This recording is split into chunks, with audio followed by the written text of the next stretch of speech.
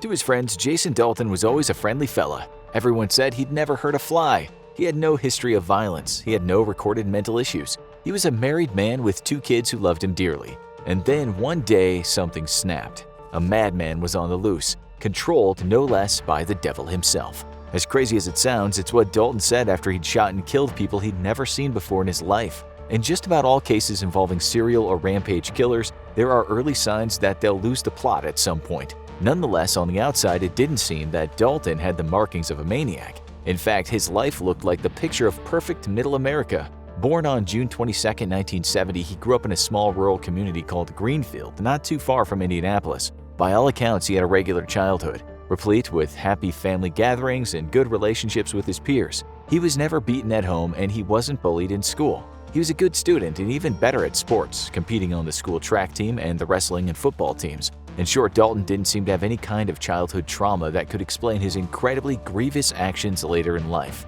After getting married, his wife worked in sales and pulled in about $40,000 a year, and he earned around $50,000 a year working in insurance, so combined, they weren't exactly short of cash. Although Dalton would later work as an Uber driver to earn some extra money. Importantly though, he had 2 big obsessions. Those were rather masculine cars and something that might go with such cars, guns. He loved his guns. Like any old good red-blooded American, this short, stocky man, still muscular from his wrestling days in school, spent much of his free time shooting his guns and working on his various car projects. His friend said his marriage seemed to be made in heaven. He was also extremely devoted to his 2 kids. And this was exactly how things were in 2016 when Dalton walked into a local gun shop and purchased a 9mm semi-automatic handgun. The owner knew him and said that day he seemed in his usual good spirits. And then the devil got a hold of Jason Dalton. February 20th, 2016, a man named Matt Mellon ordered an Uber. The night before, he'd left his car at a buddy's house, so he wanted to go and pick it up.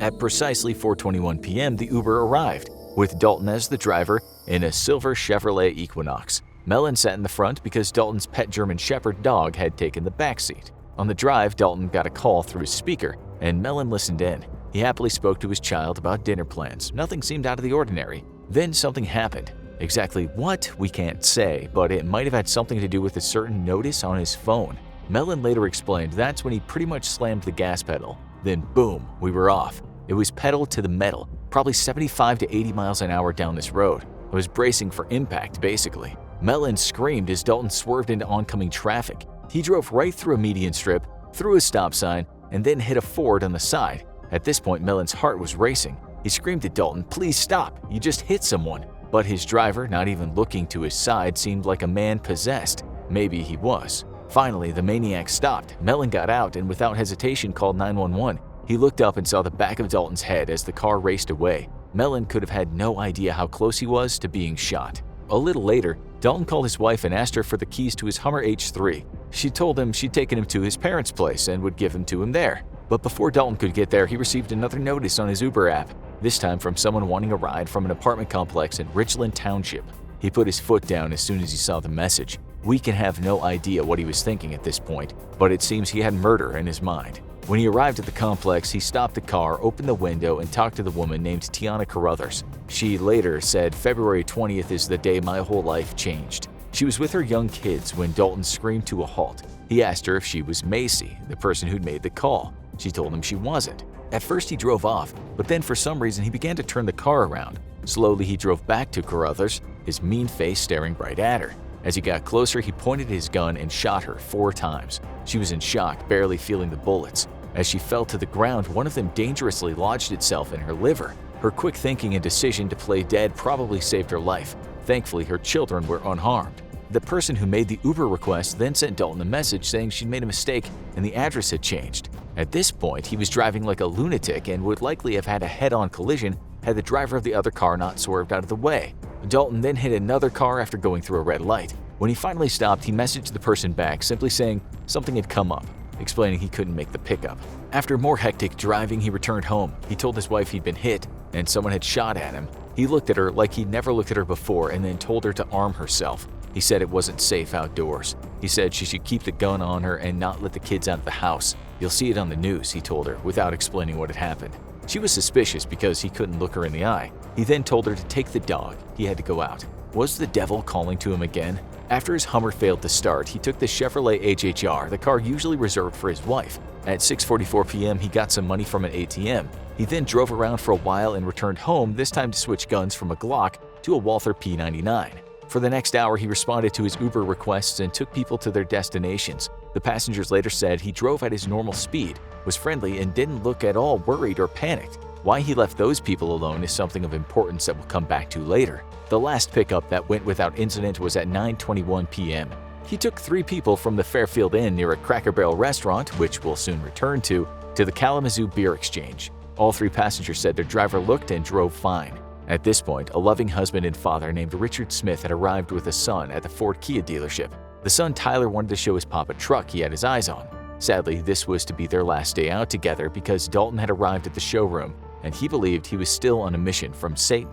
Dalton walked up to the 2 and asked them what cars they were interested in. He then just shot them down in a hail of bullets. Between them, the 2 Smiths were shot 18 times. In utter shock, Tyler's girlfriend, Alexis Cornish, ducked for cover while still in the car outside. Once Dalton was gone, she used her boyfriend's phone to call 911. The father and son died from their injuries at the scene. The Kalamazoo Department of Public Safety received a call saying shots fired at the Kia showroom. Police then raced to the scene just as investigators were taping off the previous crime scene at the apartment complex. When they arrived, they found Alexis hiding in the car and the 2 males already deceased. Alexis told police the culprit was a large white male with gray hair. As the officers were trying to figure out what had gone down, they got another call over the radio. Again, it said shots fired. 10 minutes had now passed since the Kia showroom shooting. It was 10:17 p.m. when Dalton walked up to a white van in the parking lot of that Cracker Barrel restaurant he'd been close to earlier. Sitting in the van was an elderly woman. Allegedly prompted by the devil, Dalton asked her something and then shot her. He turned to the car close by, occupied by 4 people. He shot 17 rounds into that vehicle. Approximately 6 minutes later, when Dalton was on the road again, a Michigan State Police trooper arrived at the parking lot to find the woman in the van already dead. 3 of the 4 people in the other car were also dead. One of them was Mary Lou, who died next to her sister-in-law Mary Jo, who also died. 2 of their friends, Dorothy Brown and Barbara Hawthorne, succumbed to their injuries too. All of them were in their 60s and 70s. Hawthorne was with a 14-year-old girl named Abigail Kopf. She was shot in the head but miraculously survived after numerous surgeries. Now, multiple police units were on the lookout for a man driving a Chevrolet HHR who they were pretty sure was behind all of the shootings. They were told over the radio that they were looking for an average-build male, tall, dark clothing, possibly blonde hair. The undersheriff told a reporter, "We've had several shootings here tonight in the county and city of Kalamazoo. They all appear to be related. We have multiple people dead." In summary, what it looks like we have is somebody just driving around, finding people and shooting them dead in their tracks. Meanwhile, Dalton was still using his app. At 12:04 a.m., he picked up 3 passengers and took them to a Western Michigan University dormitory. They later said the driver seemed completely normal to them, if not a bit unfriendly. As you'll see, it was good luck on their part that they weren't killed. 8 minutes later, he took 4 young passengers from Bell's Eccentric Cafe to the Radisson Hotel. One of them joked, "You're not the shooter, are you?" Dalton said no. Just under a few minutes later, during the next trip from Central City Tap House to Rutgers Up and Under, one of the 3 passengers again joked and asked him if he was the killer. Dalton replied, "Wow, that's crazy. No way, I'm not the guy." When he pulled up at Rutgers Up and Under, a police officer spotted the car and called for backup. At 12:40 a.m. it arrived, and in no time at all, Dalton was in handcuffs after putting up no fight at all. There was a reason for this. They found a gun and a ballistic vest in the car, and later, after watching surveillance tapes, they knew they had their man. While the analysis was being performed on Dalton's phone and at each crime scene, he sat with investigators in an interrogation room.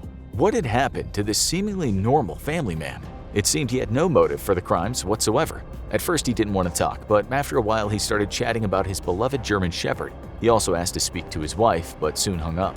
He told the officers he just wanted to hear her voice. For a long time, the investigators were getting nowhere, but then Dalton surprised them all. He told them he'd been driving his Uber, and when he heard a beep on his phone, he looked at the app and saw the Eastern Star. He then explained, "I just tapped it, and there was like a devil head that popped up.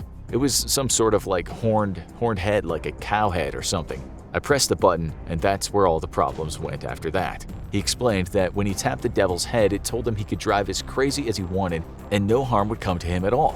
He could do what he wanted and say what he wanted, and there would be no repercussions. He then said that the Devil app had 2 modes, a red mode and a black mode. When it's in that black mode, he explained, it literally has control of you.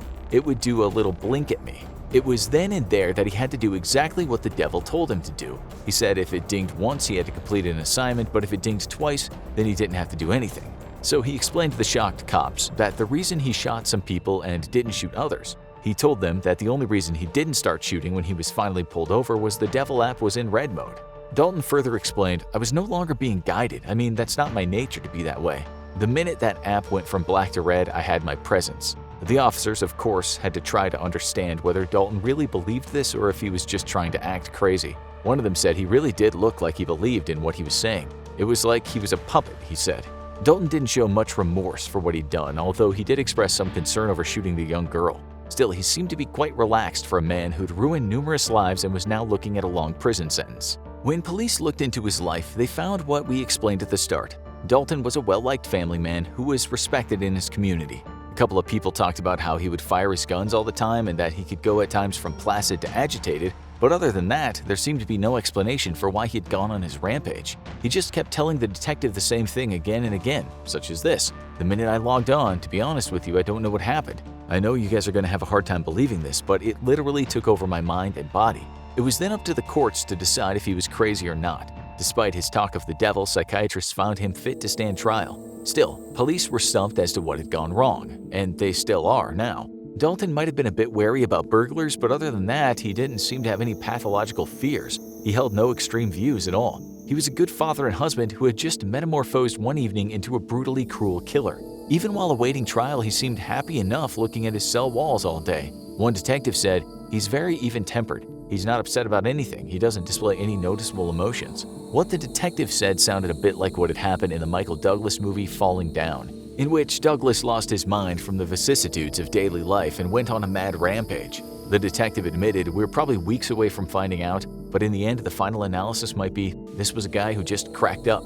But there were signs later that Dalton was a very unstable man. At one point during the trial, one of the survivors, Tiana Carruthers, was giving her testimony. She could barely talk through her tears, and that's when Dalton showed some of his more unhinged side. Seemingly without any concern for his victim, he started rambling about black bags. He then shouted at her, take it," and though restrained, he tried to get up from his chair. She screamed hysterically, and that's when he was manhandled out of the courtroom. It's difficult to understand what he was trying to do, but let's just say the quiet family man at that moment looked like someone capable of killing, and perhaps even believing Satan talked to him through his Uber app. On February 5, 2019, after pleading guilty to all charges, Jason Dalton was sentenced to life in prison without the possibility of parole. Now you need to watch What Does It Actually Feel Like to Be Shot? Or have a look at this.